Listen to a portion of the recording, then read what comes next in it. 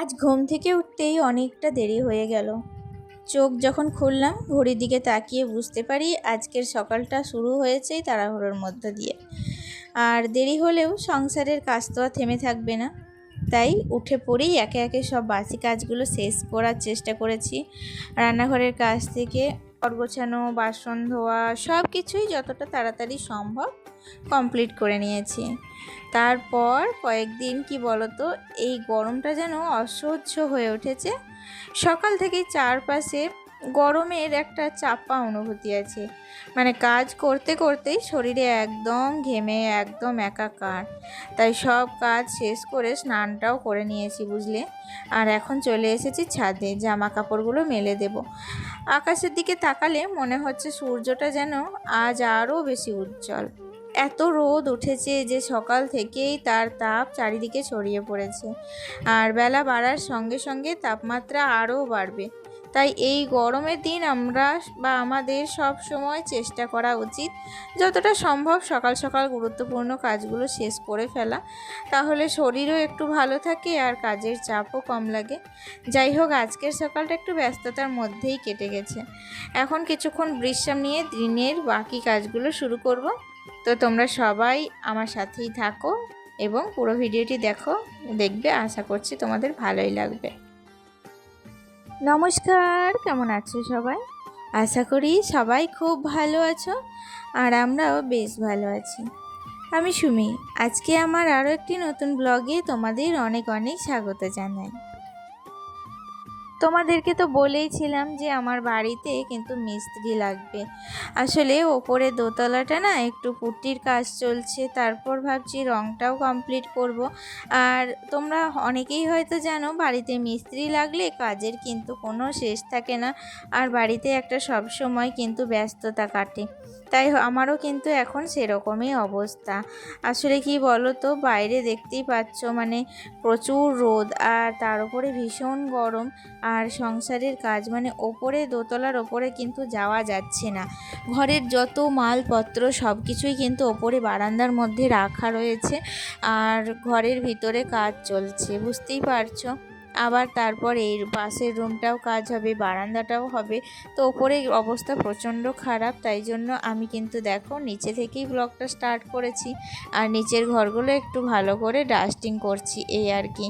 আর এই কি বলো তো, মানে স্নান কমপ্লিট করার পর না মনে হচ্ছে যেন বেশি করে গরম লাগছে। আসলে এত বড় চুল তো, এবার চুলটা খুলে থাকতে পারছি না জানো, কারণ চুলটা যদি খুলে থাকছি না মাথা মানে প্রচণ্ড পরিমাণে গরম লাগছে। তাই ভেজা চুলটাই দেখো ভালো করে মাথার মধ্যে গুটিয়ে রেখে দিয়েছি তুলে। আমি যখন কাজ একদম সব কমপ্লিট হয়ে যাবে তখন চুলটাকে ছেড়ে ফ্যানের হাওয়াতে একটু বসে চুলটাকে শুকাবো, নয়তো আমি কাজ করতেই পারবো না, এত গরম ধরেছে। অনেক দিন হয়ে গেল জানো তো, এই জিনিসপত্রগুলো কিন্তু পরিষ্কার করা হয় না। তো আজকে ভাবলাম যে ওপরে যখন যেতেই পারবো না, ওপরে এখন কাজ চলছে, তো যা হোক আমার নিচের রুমটাকেই একটু ভালো করে ক্লিনিং করে নিই। আবার বেশ ধুলো পড়েছিল, তাই না? তো যাই হোক, সপ্তাহে একটা দিন এভাবে যদি প্রত্যেকটা জিনিসই নিচে ওপরে অল্টারনেট করে ধরে একটু করে যদি মোছামুছি একটু করে যদি যত্ন করা হয় না, তাহলে দেখবে জিনিসটা বেশি দিন টেকসই হয়। আর এই খাটটা আমার অনেক দিনকার খাট জানো তো, আমার বিয়ের প্রায় 5 বছর আগে খাট। তো আমার বিয়েই তো হলো 8 বছর, তারপরে 5 বছর মানে প্রায় এটা 13-14 বছরের খাট হয়ে গেল। তো এখনও কিন্তু খুব সুন্দর হয়ে আছে। আর এই খাটটা আমার এত ভালো এত পছন্দ, কারণ বিয়ের পর প্রথম যখন আসি না তখন এই রুমটাতেই এসেছিলাম, আর এই খাটটাই কিন্তু আমরা ব্যবহার করি, তাই জন্য এই খাটটা কিন্তু আমার ভীষণ পছন্দের একটা খাট। আর কি বলো তো, যাই হোক, এখন কিন্তু একটু এদিককার কাজগুলো সামলে তারপরে যাব রান্নাঘরে। আর ওদিকে রান্নার জোগাড়টা সমস্তটা করেই এসেছি, মানে যাবো আর রান্নাটা বসিয়ে দেবো এইরকম আর কি। আর তাছাড়া আবার বাড়িতে কি বলো তো, মিস্ত্রি এসছে, তাদেরও খাওয়া দাওয়ার ব্যবস্থা আছে। তাদেরকে মানে কিছুক্ষণ পরপর চা করে দিতে হচ্ছে, তাদেরকে মানে জলখাবার দিতে হচ্ছে। তো ভাতটা খায় না, ভাতটা কিন্তু তারা বাড়ি থেকেই খেয়ে আসছে। তো তাই জন্য কিন্তু অতটা অসুবিধা নেই, নয়তো ভাতটা খেলে আরও কিন্তু অসুবিধা হতো। অসুবিধা কিছুই না, একটু আর কি বেশি খাটনি হতো, এই আর কি। জানো তো, আমাদের এই গ্রাম্য পরিবেশে চলতে গেলে অনেক কিছুই মানিয়ে নিতে হয়, বিশেষ করে মেয়েদের ক্ষেত্রে বিষয়টা আরও একটু কঠিন। কারণ মেয়েদের জীবনে যেন পদে পদে নানা রকম বাধা থাকে। বাইরে গেলেও কথা শুনতে হয়, আবার ঘরের মধ্যে অনেক দায়িত্ব আর বাধ্যবাধকতা থাকে। তবুও জীবন তো আর থেমে থাকে না, সব কিছুর মাঝেই নিজেকে মানিয়ে নিয়ে এগিয়ে যেতে হয়। আর একটা কথা কি জানো, সংসারের কাজ কেউ জন্ম থেকেই শিখে আসে না, প্রত্যেকটা মেয়েই ধীরে ধীরে কাজ করতে করতেই শেখে। প্রথমে ভুল হয়, তারপর সেই ভুল থেকেই শিক্ষা হয়, আর একসময় সেই কাজটাই খুব সহজ হয়ে যায়। কিন্তু আজ যখন পিছন ফিরে দেখি তখন মনে হয় প্রতিদিন একটু একটু করে করতে করতেই রান্নাটা অনেকটাই শিখে গেছি। এখনও শেখার অনেক কিছু বাকি আছে, কিন্তু আগের থেকে অনেকটা আত্মবিশ্বাস বেড়েছে। আর আমি বিশ্বাস করি যতদিন চেষ্টা থাকবে ততদিন উন্নতিরও সুযোগও থাকবে। কারণ চেষ্টা এমনই একটা জিনিস যা কখনো বৃথা যায় না। হয়তো সফলতার সঙ্গে সঙ্গে আসে না, কিন্তু ধৈর্য ধরে চেষ্টা চালিয়ে গেলে একদিন না একদিন তার ফল অবশ্যই পাওয়া যায়। তাই আজও শিখছি, চেষ্টা করছি, আর নিজের মতো করে এগিয়ে যাওয়ার চেষ্টা করছি। জীবনের প্রতিটা দিনই আমাদের নতুন কিছু শেখায়, আর সেই শেখার পথটাই হয়তো সব থেকে সুন্দর। যাই হোক, আজকে রান্না করছি, দেখো আজকে একটু কুমড়ো দিয়ে পাঁচ তরকারি রান্না করছি। দেখবে কুমড়োর স্বাদ একটু আলাদা, তাই না বলো? যে কোনো তরকারিতে একটু কুমড়ো দিলে তার স্বাদটা কিন্তু আরও সুন্দর এবং বাড়িয়ে তোলে। আর সেই টাইম করতে করতেই ছেলে চলে এসেছিলো স্কুল থেকে। প্রচণ্ড গরম বাইরে, স্কুল থেকে এসে হাঁপিয়ে গিয়েছে। এসে দেখো খাটের মধ্যে শুয়ে পড়েছে। আমি অনেকবার করে ওকে ডাকার চেষ্টা করলাম, বললাম ড্রেসটা খুলে নেওয়ার জন্য, তো বলছে যে এখন খুলবে না, একটু শুয়ে থাকবে, একটু রেস্ট নেবে, তারপরেই কিন্তু ড্রেসটা খুলবে। তো আমি আর ওকে জোর করলাম না, ওর ইচ্ছার বিরুদ্ধে গিয়ে কোনো কাজ করাটা ঠিক হবে না, তাই জন্য ওকে কিছুক্ষণ ওর মতোই রেখে দিলাম। পরে অবশ্য ওর জামা প্যান্ট সমস্তটাই খুলে নতুন জামা প্যান্ট পরিয়ে দিয়েছিলাম।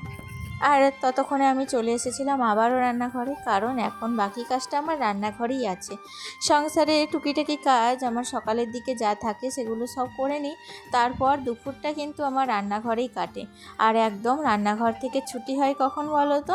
এখানে দুপুরের এক তরফ রান্নাঘর থেকে ছুটি হয় দুপুর 3টের দিকে, আবার কি বলো তো সন্ধেবেলায় রান্নাঘরে ঢুকি, আর রাত্রে 9:30 কি 10টা পর্যন্ত রান্নাঘরেই কেটে যায়। আসলে মেয়েদের জীবনটাই রান্নাঘরেই কেটে যায়, তাই না? সকাল শুরু হয়, রাতও শেষ হয় এই রান্নাঘর থেকেই। যাই হোক, এটাই কিন্তু আমাদের ভবিতব্য, এটাই হচ্ছে আমাদের ভবিষ্যৎ, আর এটাকে আমাদের মানিয়ে নিয়ে চলতেই হবে। তোমাদের সাথে কথা বলতে বলতে একটু মশলা করে নিলাম, মশলা বলতে একটু পোস্ত বেটে নিলাম, আর এদিকে ঝিঙেটাকে চাপিয়ে দিয়েছিলাম। আজকে রান্না করব ঝিঙে পোস্ত। আসলে এই সময় পোস্ত দিয়ে ঝিঙে খেতে ভীষণ ভালো লাগে।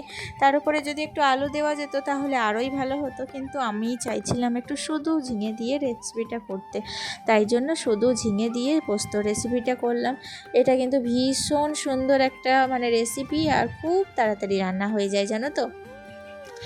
ঝিঙেগুলো কচি থাকলে তাড়াতাড়ি একটু তেলের মধ্যে নেড়ে চেড়ে তারপর সেটাকে ঢাকা দিয়ে দিলেই কিন্তু সিদ্ধ হয়ে যায়। এদিকে পাঁচ তরকারিটাও দেখো কমপ্লিট হয়ে গেছে। আর সব শেষে আজকে রান্না করব একটু আলু ভাজা। কি করব ভেবেই উঠতে পারছিলাম না। প্রত্যেক দিন এটাই হচ্ছে মেয়েদের একটা সমস্যা, যে আজকে তরকারি কি রান্না করব, রাত্রিবেলায় আবার কি রান্না করব, এটা ভাবতে কিন্তু মাথার মধ্যে অনেকটা চাপ নিতে হয়, জানো তো। আর এটাই কিন্তু আমার মাথার মধ্যে ঘোরে সব সময়। আজকে রাত্রি যখন হয় তখন ভাবি যে কালকে সকালে কি রান্না করব। যাই হোক, দেখো তোমাদের সাথে কথা বলতে বলতে রান্নাবান্না সমস্তটা কমপ্লিট হয়ে গেছে। আর কি বলো তো বন্ধুরা, ভিডিওটা না আজকের মতো এখানেই শেষ করব, আর বড় করব না ভিডিওটা। প্রচণ্ড গরম পড়েছে, আমি কিন্তু ভীষণ টায়ার্ড হয়ে গেছি। আজকে আসি, দেখা হচ্ছে নেক্সট ব্লগে, টাটা।